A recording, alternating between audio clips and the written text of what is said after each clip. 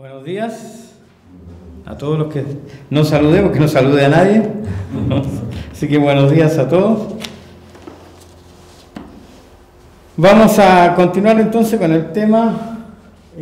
Estábamos viendo, más bien la clase anterior, comenzamos a ver el Sermón del Monte. No sé cuántos vieron la clase grabada, pero ¿la vieron? ¿Tuvieron ocasión, Ricardo? ¿La viste, no? ¿No? ¿Arturo? ¿Tampoco? ¿Allá atrás tampoco nadie vio la clase? Ah, ya. Bueno, estamos revisando entonces el Sermón del Monte. Comenzamos con eso la clase anterior.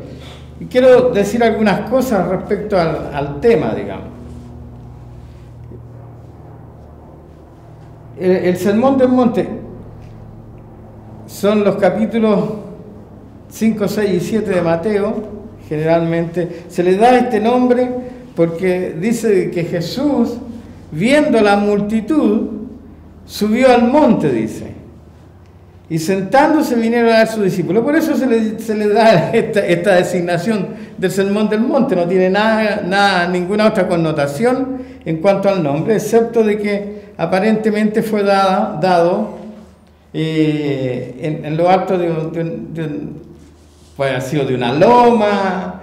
No me imagino que haya sido un monte muy alto, ¿verdad? Pero algo elevado, donde el Señor se ubicó seguramente para tener mayor visión, no sé, una mejor acústica, no tengo idea. Pero lo que quiero decir es que primero que todo se tarda 18 minutos en leer en voz alta el Sermón del Monte, que se encuentra, como dijimos entonces, en los capítulos 5, 6 y 7 de Mateo. En 18 minutos uno puede leer los 3 capítulos en voz alta. Ahora, como yo dije la clase anterior,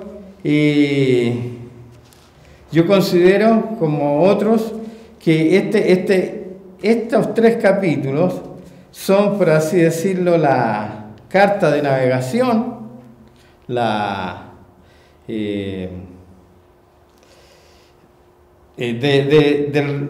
lo que es la vida en el reino de Dios. Casi la constitución política, podríamos decir, del reino está establecido en estos 3 capítulos. Hay muchos pasajes y muchas enseñanzas entonces alusivas al reino y estableciendo la diferencia, el contraste entre lo que es la vida del mundo, la vida normal de una persona, con lo que es vivir en el reino de Dios. Así que por eso es que a estos 3 capítulos de Mateo, y que también están en Lucas, se les da una importancia tan grande, que evidentemente la tienen, obviamente. Estas palabras entonces inmortales han creado en la vida de los hombres una impresión imborrable en muchos casos. Curiosamente, Gandhi las llamó las palabras mayores en toda la literatura. Y trató de hacerlas un programa de acción política. O sea, Gandhi las tomó, ¿verdad? Como dije, las llamó entonces las mayores palabras de la literatura y trató de hacer de esto un programa de acción política. Obviamente,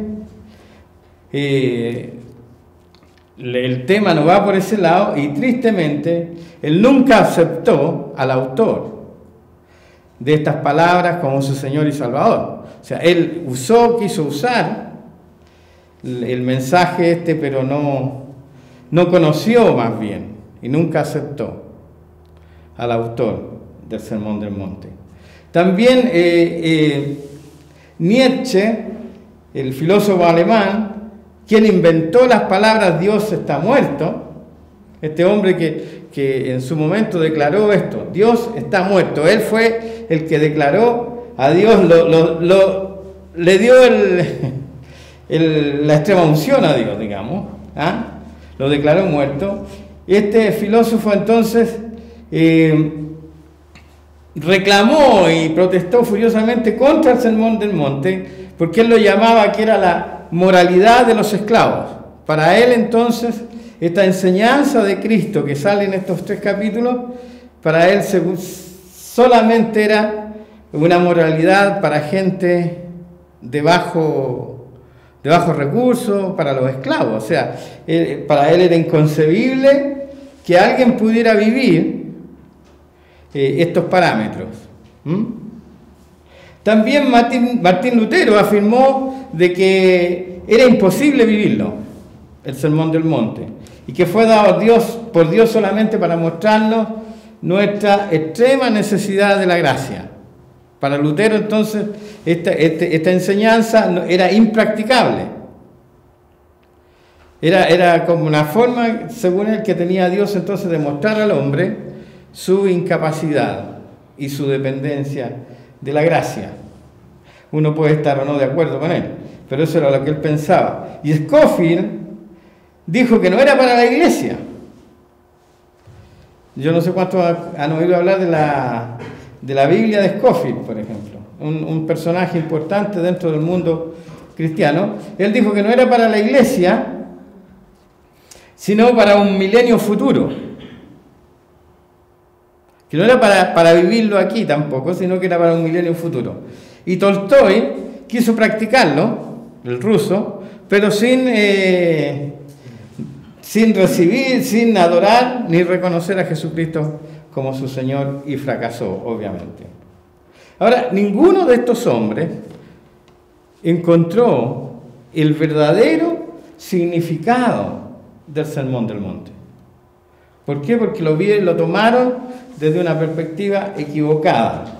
El Señor dijo: cualquiera pues que me oye estas palabras y las hace, le compararé a un hombre prudente que edificó su casa sobre la roca. Mateo 7:24. Esa es, yo creo, la perspectiva correcta. Cualquiera que me oye estas palabras y las hace, ese es un hombre prudente que edifica su casa sobre la roca, o sea, que pone su vida sobre algo sólido. ¿Ah? Entonces podemos decir de que, por eso decimos que el Sermón del Monte es la piedra, podríamos decir, angular, ¿verdad?, de lo que es la vida del reino de Dios. Ahora, el Sermón del Monte entonces no es una colección de reglamentos y normas, sino más bien un concepto, ¿cómo decirlo?, la representación de lo que debe ser la disposición de los que han sido trasladados al reino de las tinieblas al reino del Hijo de Dios en esta nueva posición. No es solamente un libro de reglas, una colección de reglamentos y normas, sino revela o refleja la actitud que debería primar o tener cada persona que ha sido trasladada del reino de las tinieblas en su corazón. En algún momento de la historia de la iglesia, el Sermón del Monte fue usado para enseñar a los nuevos convertidos antes de su bautismo. Y queda en evidencia entonces que el Sermón del Monte, como dijimos, es la ética básica del cristiano, que repetida y explicada, que vemos repetida y explicada y ensanchada luego por los escritores del Nuevo Testamento. Ahora,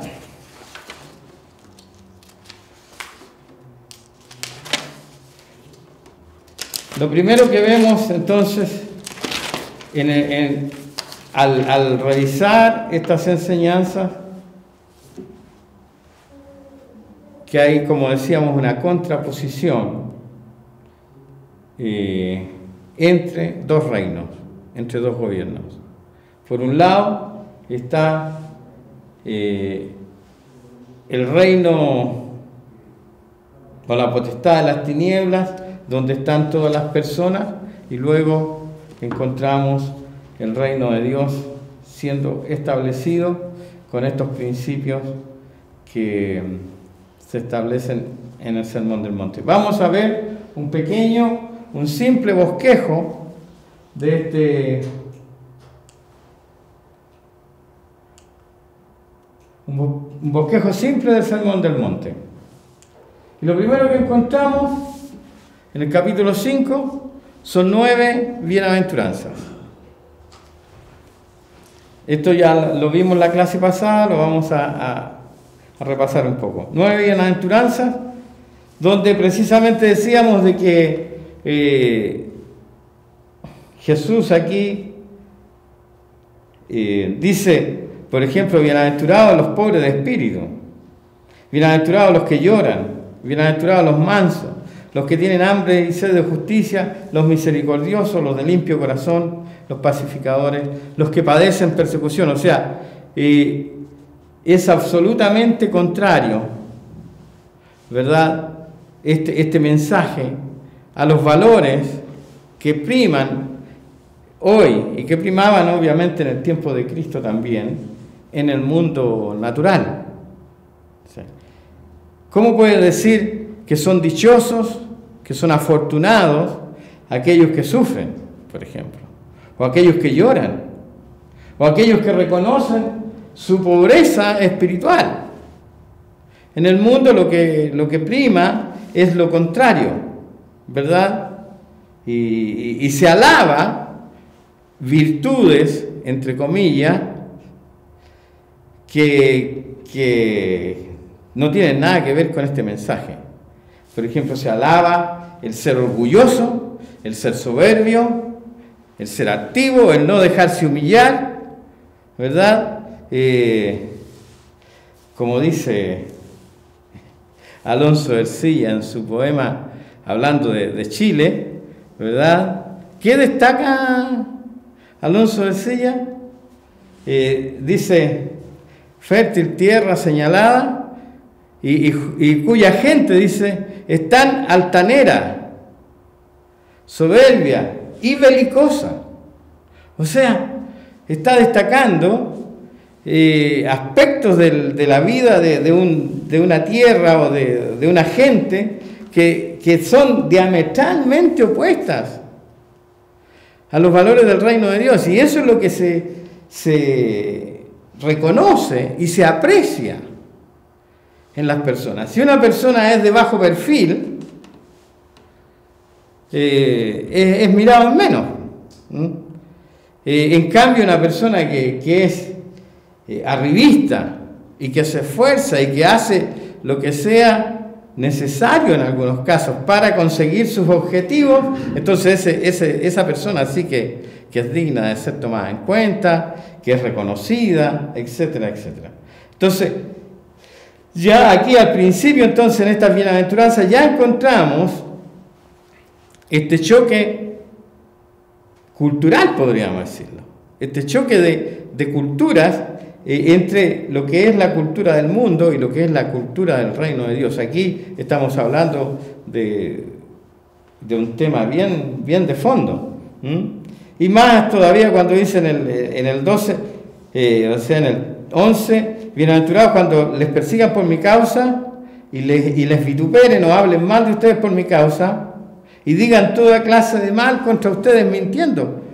Gozaos y alegraos porque vuestro galardón es grande en los cielos. O sea, la perspectiva de vida del cristiano no tiene nada que ver con la perspectiva de vida de este mundo y no tiene nada que ver con este mundo. Más bien es un tema de que nuestra visión y nuestra posición no está fundamentada en las cosas de este mundo. Luego tenemos entonces tres testigos. Tres testigos.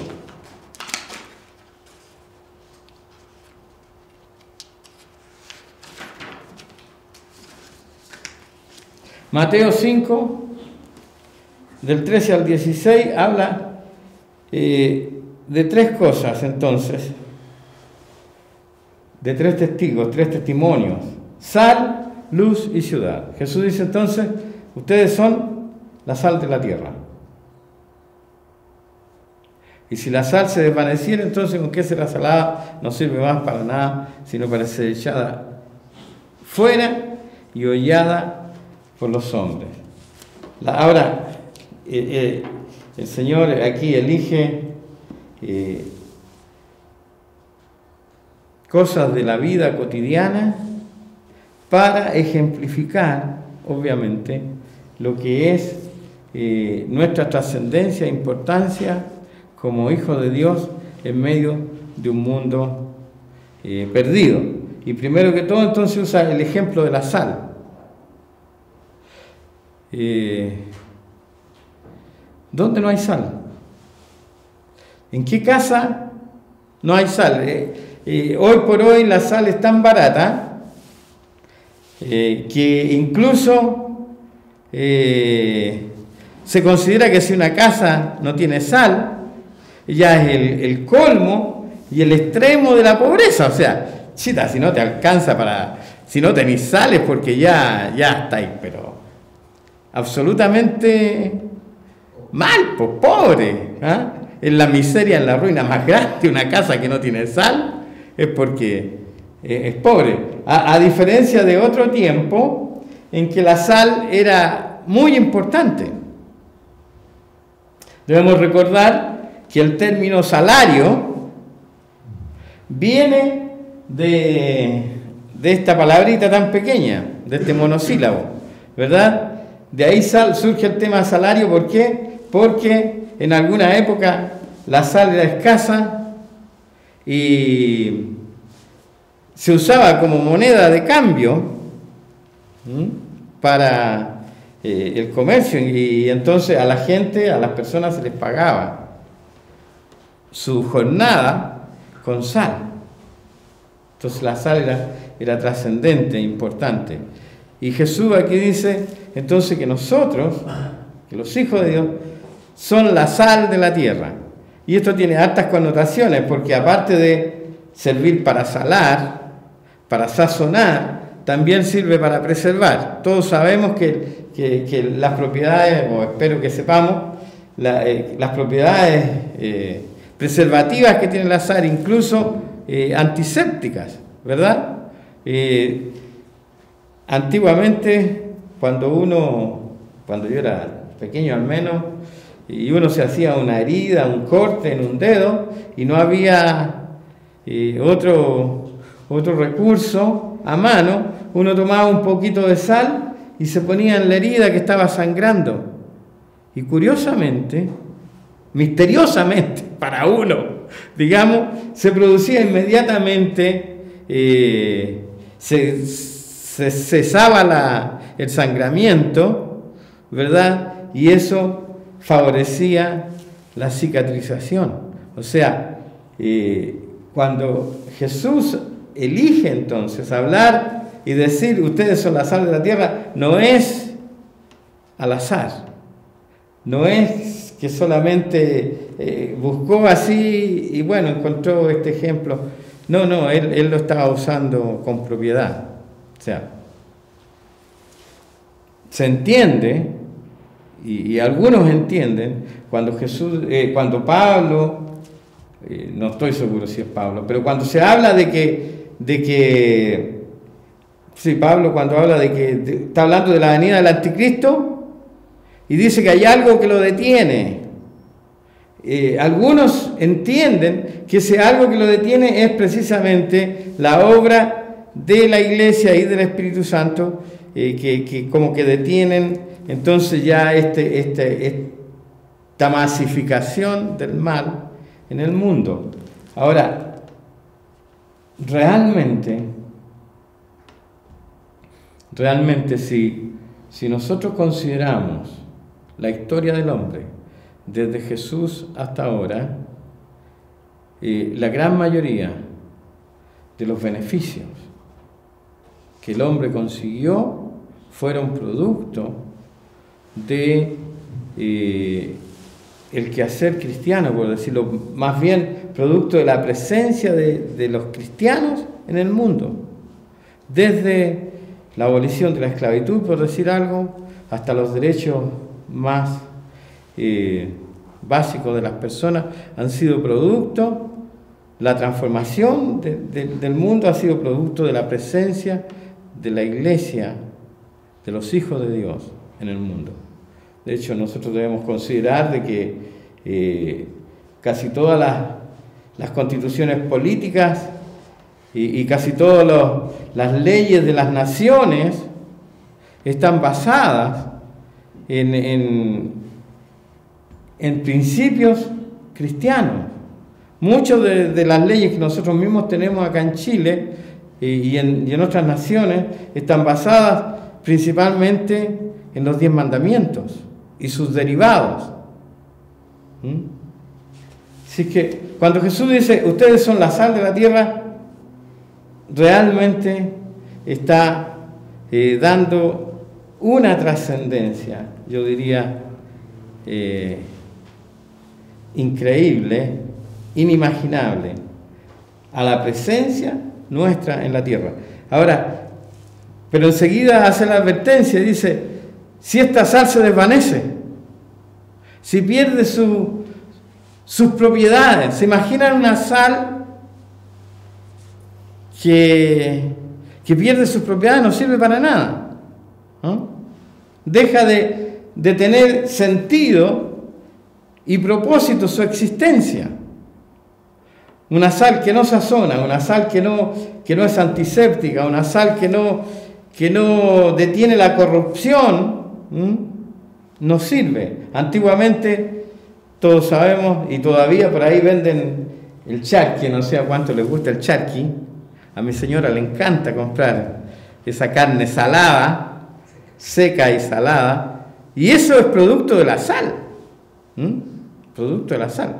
Antiguamente la carne se conservaba precisamente envolviéndola, cubriéndola con sal para prevenir la descomposición.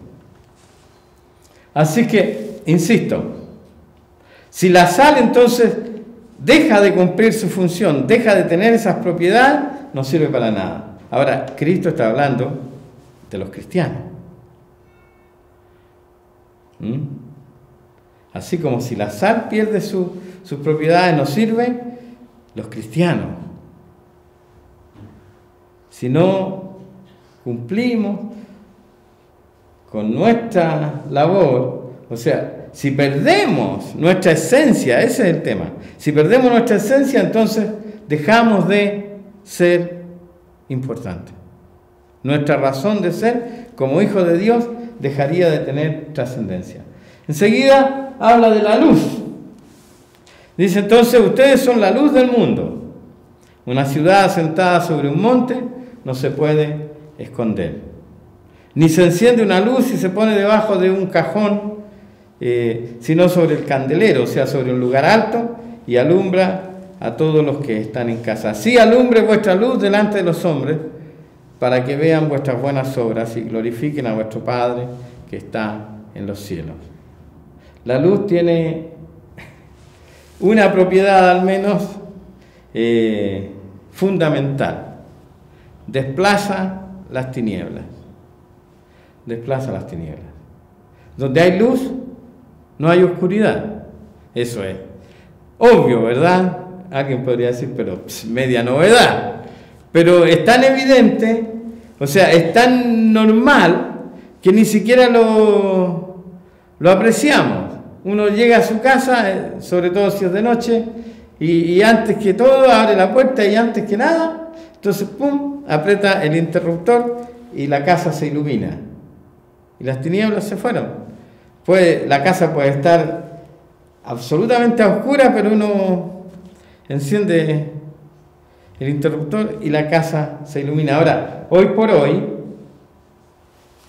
Y también esto, yo diría, ha cambiado un poco, porque hoy por hoy vivimos en un mundo iluminado.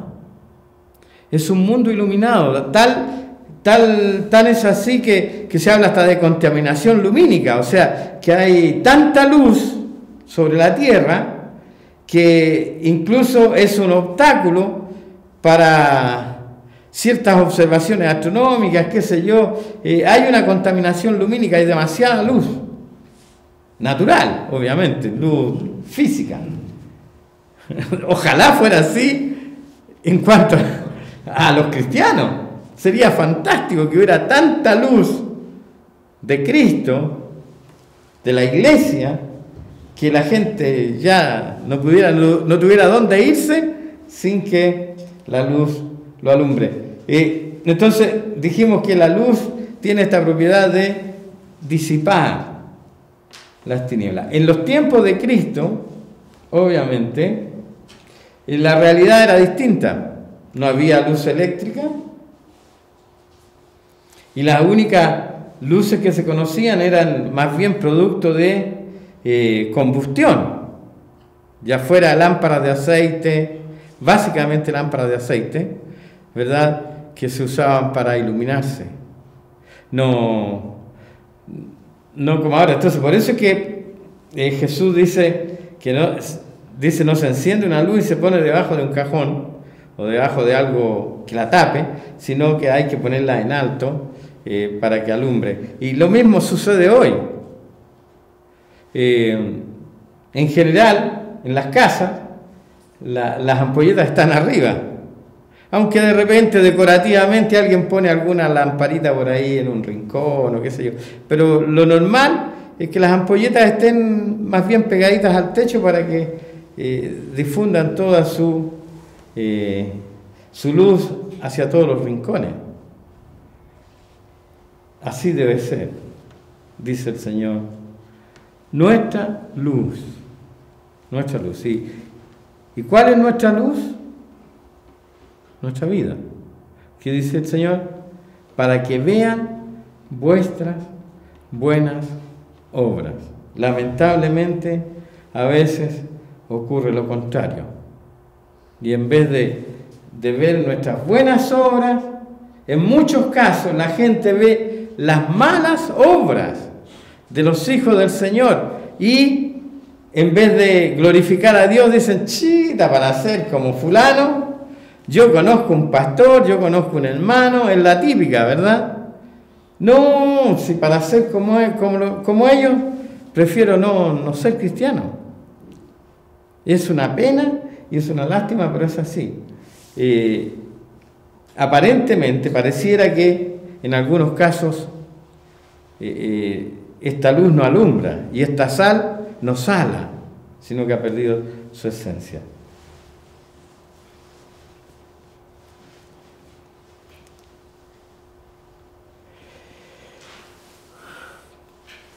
Ya. Y luego habla de una ciudad asentada sobre un monte. También, en este caso,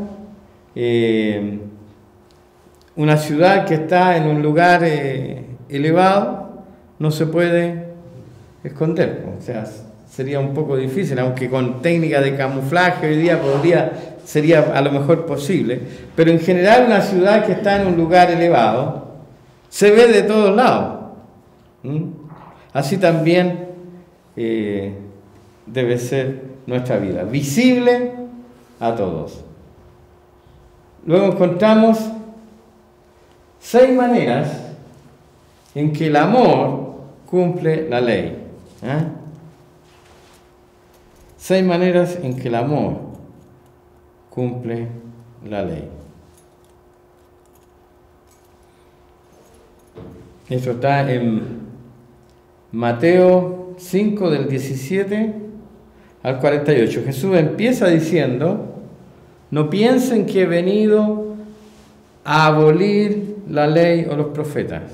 No piensen que he venido a anular, a dejar sin efecto la ley o los profetas, porque yo no he venido para anular, sino para cumplir. Y me parece que en la clase anterior dijimos esto, de que Jesús es el único que cumplió perfectamente la ley de Dios. O sea, si la ley no nos afecta, hablando de la ley mosaica obviamente y de todo lo que ello implicaba, si nosotros no estamos bajo esa ley, no es porque fue anulada, no es porque fue dejada nula, no es porque fue derogada, sino porque fue cumplida. Y el que la cumplió fielmente fue nuestro Señor. Así que, como Él dice entonces, Él no vino para anular, sino para cumplir. Y dice, porque de cierto os digo que hasta que pasen el cielo y la tierra, ni una jota, o sea, ni una coma, ni una tilde, ni un acento, pasará de la ley hasta que todo se haya cumplido. O sea, porque por ahí de repente algunos dicen, no, es que ya la ley ya no. Es verdad, la ley no nos afecta, pero no porque no esté vigente, no porque no sea válida, sino porque nosotros, gracias a la obra de Cristo, por así decirlo, nos apropiamos de su cumplimiento de la ley para, no estamos eximidos, sino más bien es el cumplimiento de Cristo de la ley, es nuestro cumplimiento. Nosotros cumplimos la ley de Dios en Cristo, en Cristo.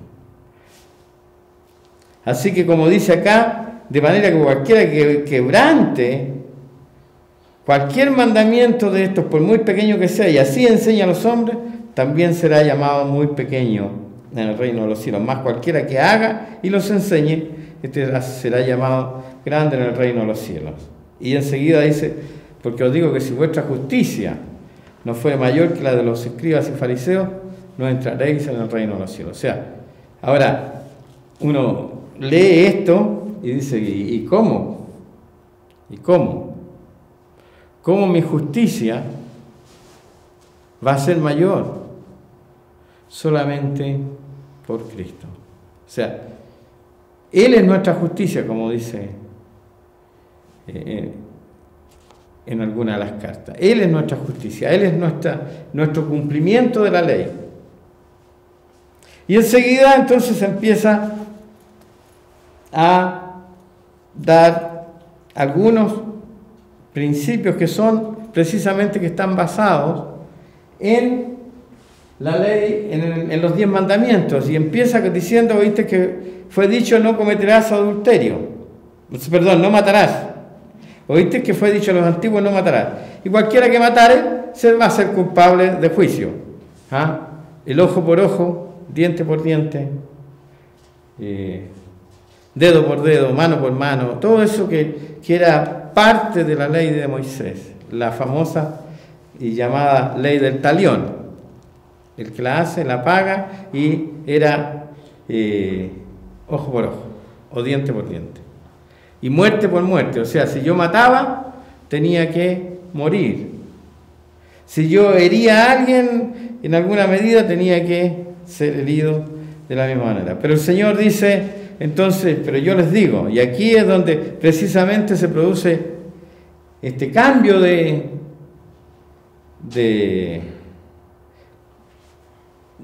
actitud que debería producirse en los cristianos, porque Él dice, no es necesario llegar a matar. Si tú vives con rencor en tu corazón, si tú te enojas con alguien y lo insultas y lo tratas mal, ya eres, por así decirlo, un homicida.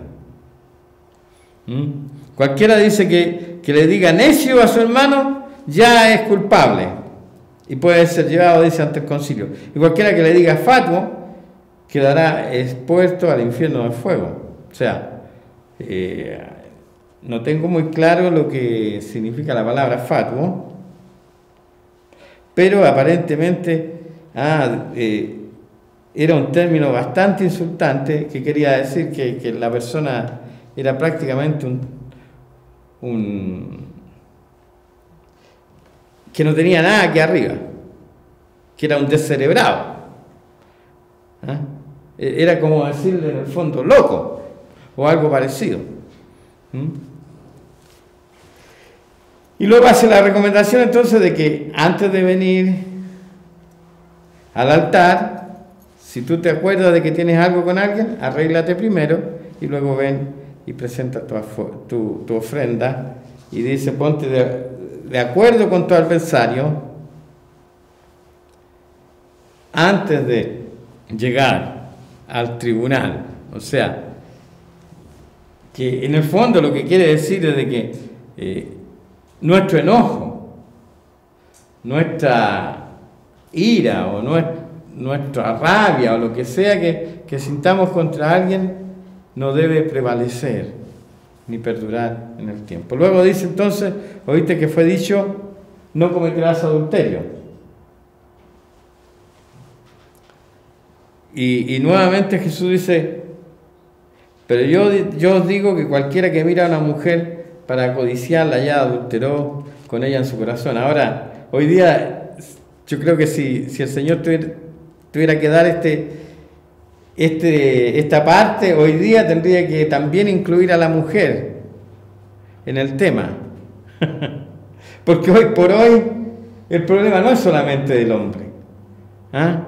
Con toda esta libertad que hay en el área de lo sexual, ¿verdad? Con toda la difusión y todo, hoy por hoy las mujeres andan a la par con los hombres en todo este tema de codiciar y todo. Y se andan fijando en las calugas, ¿verdad? En la musculatura de los tipos, qué sé yo. Codician tanto como los hombres. Pero el Señor aquí nuevamente entonces no se centra solamente en la acción puntual, en el acto mismo, sino eleva la condición a una actitud del corazón. El problema no está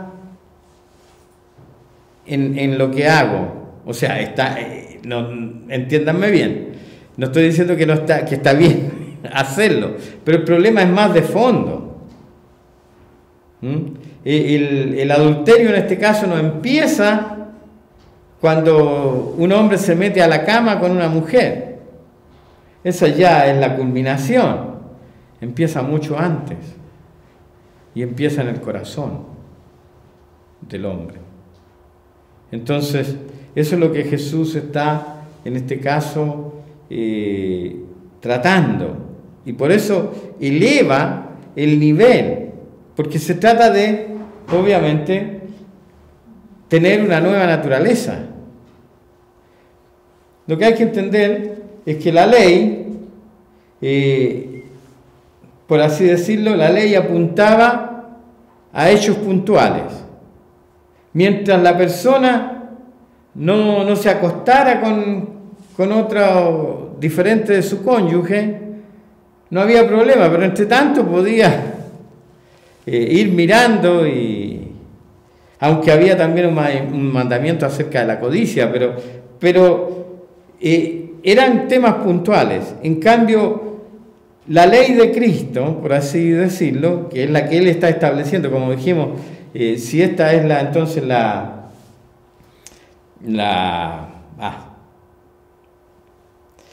constitución política, o no política, pero la constitución, la carta fundamental del reino de los cielos, entonces aquí se está estableciendo los principios y se está entonces diciendo que la cosa empieza antes, se está hablando de un cambio de naturaleza, ¿verdad? Más que solamente de aspectos externos, sino más bien un cambio interior, un cambio del corazón. Esto es algo que todos sabemos, espero. Ya. Y luego entonces dice, haciendo aún más, enfatizando más en el tema, él dice que si tu ojo derecho te es ocasión de caer, debes sacártelo. Y si tu mano te es ocasión de caer, debes cortártela. Y si tu pie te hace caer, más bien debes cortártelo. Es radical el tema. Ahora, algunos por ahí dicen, no, es que hermano, por favor, eso es figurado.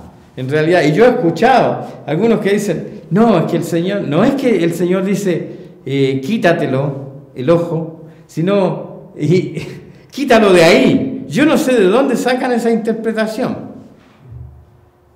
No sé, yo no la encuentro aquí.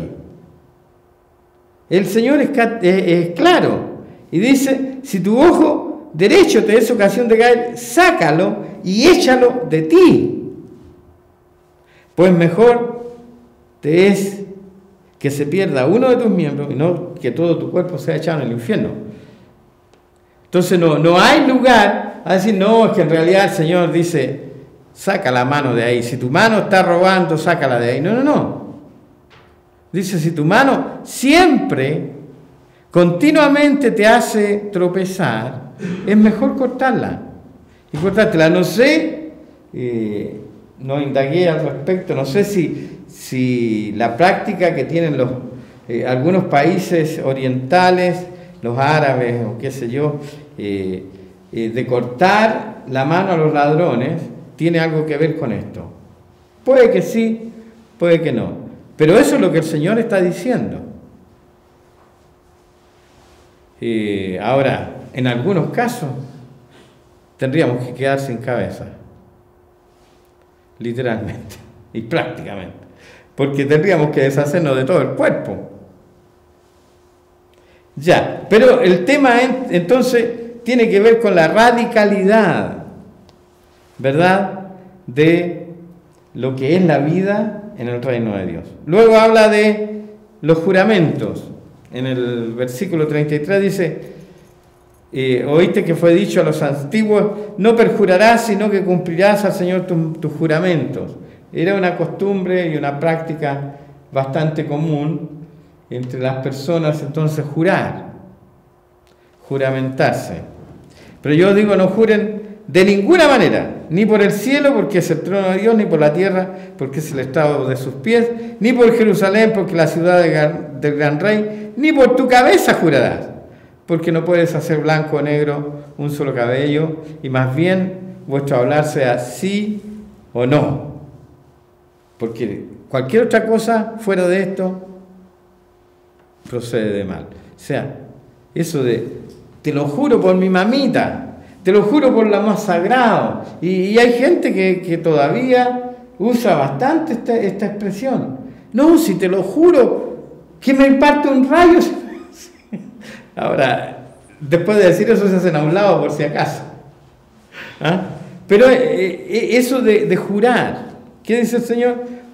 No debemos jurar. Nuestra palabra debe ser tan valedera que no necesitamos poner nada más como testigo de nuestra promesa. Ahora, hoy por hoy, la palabra, todos sabemos que la palabra no vale nada. Yo le digo a alguien algo y me dice, dámelo firmado. Y incluso es tan terrible hoy que ya ni siquiera la firma sirve. Y cuando uno de repente va a alguna institución o al banco, por ejemplo, ya no solamente basta con la firma, sino más encima te hacen poner el dedo y un poco más y ya te escanean el iris del ojo para asegurarse. O sea, tú vas a algún lugar y dices, ¿sabes qué? Yo soy fulano de tal, demuéstremelo. Es que no tengo ningún documento, ando sin nada, salí de mi casa así nomás. Ah, entonces, ¿cómo quiere que le crea? O sea, a ese nivel ha llegado el tema del descrédito y del poco valor que tiene la palabra empeñada. Sin embargo, ¿qué dice el Señor para nosotros? Cuando decimos algo, debe ser como si firmáramos un documento legal. Si yo digo sí a algo, debe ser sí, a costa de lo que sea. Y cuando digo no, también. Nuestro no debe ser un no rotundo. Ahora, ocurre, hoy por hoy, que hay personas que, los vendedores, ¿verdad?, los promotores y todo eso, que están adiestrados para no recibir jamás un no por respuesta. Entonces ahí se produce una pugna, ¿verdad? Hace poco me llamó por teléfono una persona de un call center y me empieza a hablar de la empresa telefónica que nos presta servicio y me empieza a hablar y a hablar. Yo le digo, y no me dejaba, porque no te dejan decir nada, pues te hablan. No, mire, sí, déjeme explicar. Y después que me habló varios minutos, yo le digo, está bien, pero no me interesa. Y cuando le digo, no me interesa, me dice, me hubiera dicho eso al principio, pum, y me colgó, así pero enojada, molesta. Y yo digo, si nunca me dejó decirle que no. Y después se molestó porque había gastado todo ese tiempo en hablarme y tratar de convencerme para que yo le dijera que no. Pero en realidad, nuestra actitud frente a este tema debería ser de cumplir siempre la palabra empeñada. Que no se nos conozca como personas mentirosas. Porque ese es el tema al final. No, si dice que a las 10 va a llegar a las 12. Y si dijo que hoy va a ser mañana. O sea, de nosotros, de los cristianos, debería decirse, no, ¿es cristiano? Ah, no. No hay problema. Yo sé que él va a cumplir. Eso debería ser el testimonio que nosotros deberíamos tener frente al mundo. Esto entonces tiene que ver con lo que veíamos antes, ser sal, luz, ser una ciudad asentada sobre un monte. Ya. Luego, entonces, precisamente, Jesús habla de esta ley del talión y dice, oíste que fue dicho ojo por ojo y diente por diente, pero yo os digo, no resistas al que es malo. Antes, a cualquiera que te hiera en la mejilla derecha, vuélvele también la otra. Y al que quiera ponerte a pleito y quitarte la túnica, déjale también la capa. Y a cualquiera que te obligue a llevar carga por 1 milla, ve con él 2. Y al que te pida, dale. Y al que quiera tomar de ti prestado, no se lo rehuses. Realmente aquí yo creo, y perdóneme la expresión, pero el Señor aquí se fue al chancho. O sea, es algo realmente complejo. Si nosotros miramos lo que Él está diciendo y lo comparamos con lo que es la realidad de la vida, es tan contrapuesto. Esto sí es tan así, es como un choque frontal entre lo que el Señor dice y lo que es la vida, la cultura del mundo, pero no solo del mundo, sino aún nuestra, si somos honestos. No resistas al que es malo, o sea, ya tenemos un problema. O sea, si cuando hay alguien malo, uno quiere hacerle el quite, o sea, y no quiere ni siquiera tener nada que ver con él. Pero él dice, no resistas al que es malo. Y a cualquiera que te hiera, o sea, en la mejilla derecha, vuélvele también la otra. O sea, yo no sé, gracias a Dios nunca me ha tocado, y espero que no me toque, verme en una situación de violencia extrema, Porque uno no se conoce y no sabe. Pero lo más probable es que uno tienda en forma absolutamente natural a defenderse. Pero ¿qué dice el Señor? No te defiendas. No te defiendas, más bien no resistas. No opongas resistencia, sino más bien entrégate. Y enseguida dice, y si alguien te quiere demandar para quitarte algo, en este caso la túnica, déjale también la capa. O sea, no solamente le entregues lo que te está quitando, sino dale más. O sea, si a mí me demandan y para embargarme por algo, porque puede ocurrir, ya sea que en el banco se traspapelaron, alguien metió mal el dedo y ya nos encontramos en una situación complicada. Señor, usted tiene una deuda, yo no le debo, no, si aquí está. ¿Y qué vas a hacer? ¿Y te van a quitar la casa? Entonces, ¿qué es lo que hacemos? Consultar a un abogado, hacer alguna tercería de dominio, como se llama, ¿verdad? Tratar de alguna manera de eludir y de zafarnos del tema. Pero por eso digo que es tan confrontacional esto, es tan fuerte, que yo creo que aún a nosotros, como hijos del Señor, nos complica, porque no es fácil. No es fácil este tema, de dejarse despojar. A lo mejor, claro, si es la chaqueta, a lo mejor podría ser. Pero si es algo mayor, no sé. Antiguamente contaban la historia de un pastor, no sé, debe haber sido cierta en todo caso, un pastor que fue famoso en San Bernardo. Ni sé de qué iglesia era. A lo mejor tú podrías saber, Arturo. Pero este pastor, dicen de que una vez él venía llegando de la reunión, iglesia tradicional, la reunión se hacía domingo en la tarde-noche. Entonces él venía llegando, digamos, tipín 10:30, 11 de la noche a su casa, y encuentra con que la puerta estaba abierta y los ladrones estaban adentro. Habían entrado a robarle. Y contaban entonces de que este pastor entró y les dijo, bueno, lleven lo que quieran. Y les ayudó, e incluso les dijo, bueno, aquí hay más, ¿no? Iba encima, les atendió y los mandó bien cargados y bien atendidos. Según decían, que poco tiempo después esas personas se habían convertido por el testimonio de este pastor, por la actitud que él tuvo.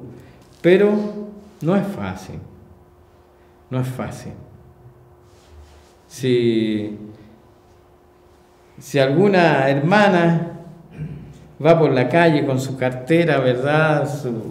Generalmente aquí, aquí adelante, ahora ya no se usa al lado ni atrás, se usa adelante, bien tomado.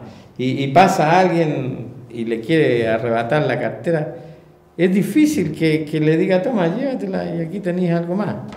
Sino más bien la reacción es inmediatamente a querer protegerse y retener. Pero el Señor dice que debemos... Esto tiene que ver obviamente con como dice el Señor en otra parte, donde esté tu tesoro, ahí va a estar tu corazón. Tiene que ver con nuestros apegos, ¿verdad?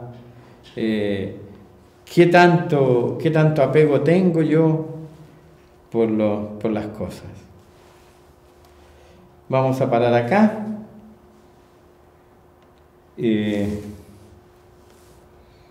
Y la próxima clase terminaremos con el Sermón del Monte, espero.